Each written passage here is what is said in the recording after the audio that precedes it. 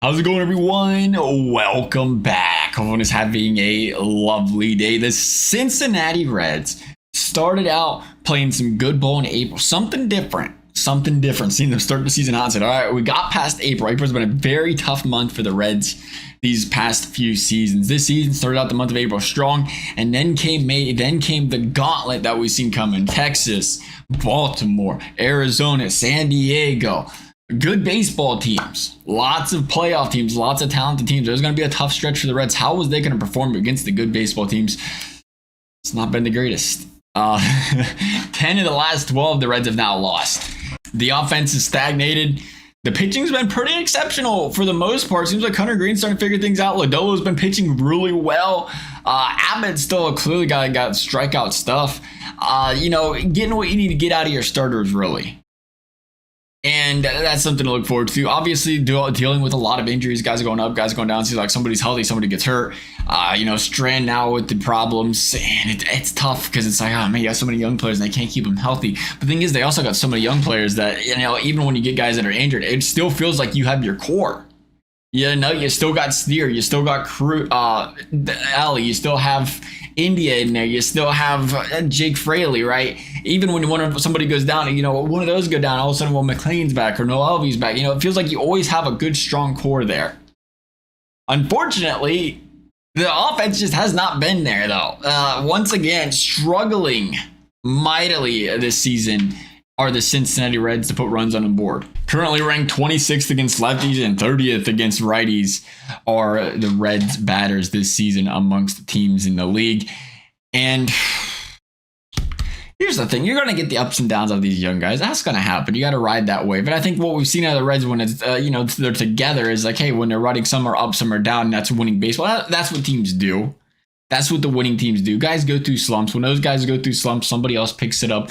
Somebody else, helps carry the team. We've seen the Reds do that in the past with good players, good teams. Guys get hot back in the day. And now you really start to question things.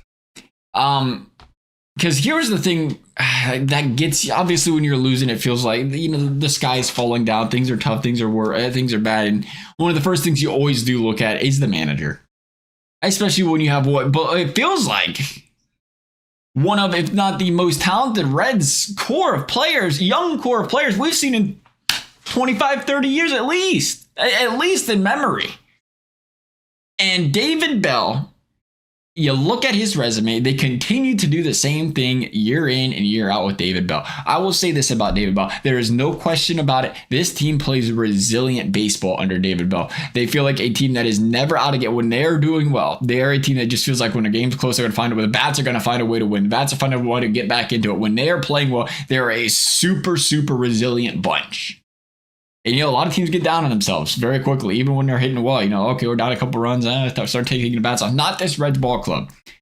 In the David Bell era, they have been very well. You remember how good that Winker, Castellanos, and those guys are tearing up that season, how fun that team was to watch. Last season, even the start of this season, the team was exciting. Made baseball fun to watch when you had them comeback wins. Now, when they're struggling, the sky is a falling down. The sky is a falling down, and it seems like they just can't muster across any runs. And that's, again, when the spotlight shines on David Bell. Because here's the thing. David Bell's been with this team now for 6 seasons. There's a lot of turnover in sports these days. Hockey was 17 coaching changes this offseason in the NHL. I think we're at 17. Might be 18. Yeah, there's a lot of turnover. Football, same reason. You perform, you turn it over. You say what you will about this team David Bell inherited 6 years ago, but 6 years is a very long time to see some repetitive behaviors. Every single year now, seemingly, when David Bell has been this manager, this Reds team has went on a slump they cannot get out and overcome. Just like last season, slow start to the season, they dig themselves that hole. They might play, 500, 5-10 games above 500 the rest of the year, but when they lose 15 of 18, 10 of 12, it's very difficult to dig out of that hole, especially in a very competitive NL. Very competitive league, fewer teams making the plus, more now than, in the past, but that makes things difficult. But just looking statistically, under David Bell, this team in the last 6 seasons under David Bell has batted inside the top 15. Top 15. Think about the talent. top 15. Castellanos, Winker. You had Suarez batting well. You had Joey Votto when he was hitting hot for a little bit there. Again, this is where you go back to the manager. Yeah, of course, a lot of it's front office, but the manager, you got to believe. It'd be crazy to believe the manager doesn't have a little bit of say in, hey, let's bring in Mike Moustakas. Yasiel Puig work.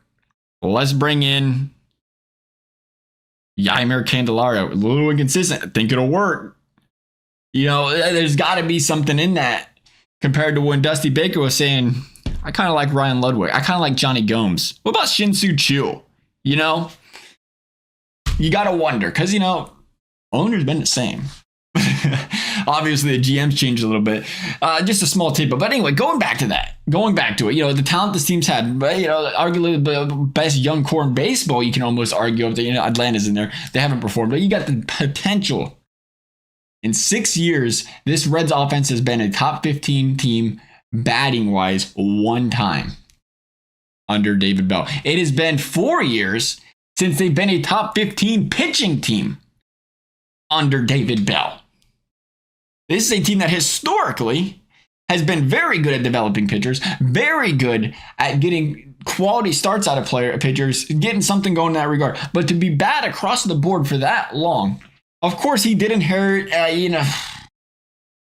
inherited a tough situation.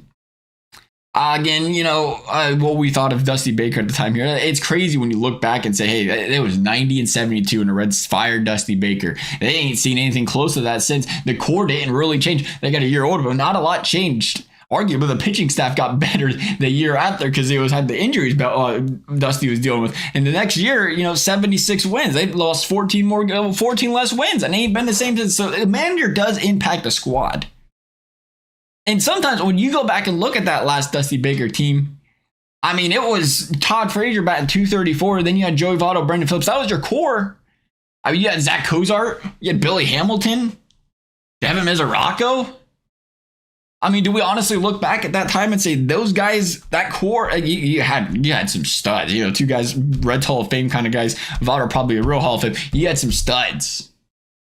But from a depth perspective, do you look back and say that you felt like that was a stronger core than what David Bell's had to work with these past couple of seasons? I don't know. That's up to judge. But again, to consistently be in that realm, to consistently be year in and year out, put together a string of losses that's unovercomable, to consistently be bad against the NL West. Now again, they did play the Rangers, reigning champs. You knew it was a tough stretch. But besides that, that things started going downhill when they had to play the NL West. 1-5 against the beginning of this season. In David Bell's tenure in the league, the Reds are 30 games below 500 against the NL West. Some things don't change. You want to bring the Marvin Lewis comparison in, or you want to go back to Dusty Baker and say, hey, some things don't change. You take them for what they are. Clearly, he can't avoid the big slump. Clearly, he can't beat certain opponents. Yeah, hard time making it the World Series. Didn't get any sort of playoff success if you can't get past the Padres, Dodgers, or Diamondbacks. So I asked the question, is what David Bell's bringing to this team, players love him. Players love him. Again, I feel like the team plays with a lot of confidence when they're playing great. But are the downfalls, are the cons worth keeping a guy around still? Should you continue? Again, players love him. People keep giving the nod saying, well, there's injuries. Well, there's this. Every team deals with that. Every team's got it. The excuse is to keep a guy for 6 years, though. I don't see it. You give him the first year, the second year, it's like, all right, pump the brakes. Third year, all right. Third year, we should start to see a little difference. And there was fourth year, and it's like, all right, we're falling back into the same situation. And now you have to wonder and you have to worry, did we overhype all these prospects as Reds fans? Or were they not getting the proper coaching? Are they not getting the proper development right now? And we're worried about wasting these talented years away, wasting a potential golden era away. And that's the thing. At the end of the day, you can't, players are the managers are as good as their players. And it's always easy to pin the blame on a manager.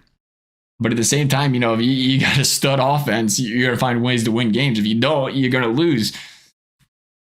It's an interesting situation. It's a very, very interesting dynamic. Even like, you look at the Astros, we'll go back to the Dusty Baker thing, wins the World Series, and you look at the Astros struggling this season. A lot of similar players. Some managers find ways to win games with what they have. And I can't, you don't want to get the closed-minded, close-sided of thinking, hey, somebody out there can do better. And then, you lose David Bell and you get a situation where it's like, oh, it got worse. But I can't get past the thought of, statistically speaking, get the emotions out of the way. One time in 6 seasons, you're a top 15 offense. 2 times, it's been 4 years since your pitching staff was there with these young, talented players. And you can't help but think that you're in this area and you're having these problems, and David Bell continues to platoon. He continues to pull out your best hitter against left-handed pitchers because his stats just don't line up. He continues to pull out your best hitters against left-handed pitchers for guys batting $170. You question the micromanaging of the game, pulling guys out, leaving them in, whatever it is as far as pitching staff's concerned. Again, it's easy to micromanage that. But when the numbers back it up, when the bullpen's bullpenning, when the starters are startering and they're doing well, then all of a sudden you say, oh, is he micromanaging or is he doing something right? Because the thing with being a manager in baseball, I feel like a lot of it's got to do with instilling the confidence in your players and understanding, having a feel of the game. But, baseball is one of those things, guys got to play every day. That can be tough on some guys when they don't play. Just like, some guys can start on 3 days rest. Bronson was a stud at. Other guys, terrible if they get 4 days rest, or terrible if they get 6, or terrible if they have too many days off. You could put Frankie out there 5 straight nights. 5 was getting a little crazy, but 3 straight nights, no problem. And you got some guys you put in the bullpen 2, 3 straight nights in a row. So things start to fall downhill. Manager's job to get the feel of that. There's only so much you can do, but there's a manager's job to get the feel of the players, to understand what they're doing. And I feel like you would see some better performance. Because even with the injuries this season, you got Ellie, you got Steer, you got India. You got Fraley. Benson's struggling, of course, but hey, you still got a good core of hitters. I'd like to come up with reasons to keep David Bell. I would. But when you're 6 straight seasons without running serious success, especially offensively, even the year they made the playoffs, they brought some bats in. Again, another year, they spent money in the offseason. They've spent more money in free agency under David Bell than anybody in the last 20 years. They continue to be aggressive. They've sold some players off recently, but, for the most, just like bringing in Jaimier this season, it really wasn't necessary to put that kind of money on a guy because of all the talented prospects you had. If they stayed healthy, you kind of wanted to pluck a couple, contact guys, a couple guys that didn't just get hot and cold, but maybe bringing some consistency for a little bit lower, which they've done that in the past. But, you really didn't have to do it, but they did it. So, they continue to be aggressive and try to bring in pieces for them and continue not to see the results. That's where I'm standing. I'm ready to move on. I'm ready for change. 6 seasons is a lot. 5.5, whatever you want to call it. That's a lot. You got to give, you bring in a change of scenery. Maybe at the end of the day, we'll look back and say, that was a terrible decision. But I think you got to consider it. I don't know. That's my thoughts. Love you all. Thanks for watching. We'll see you next time.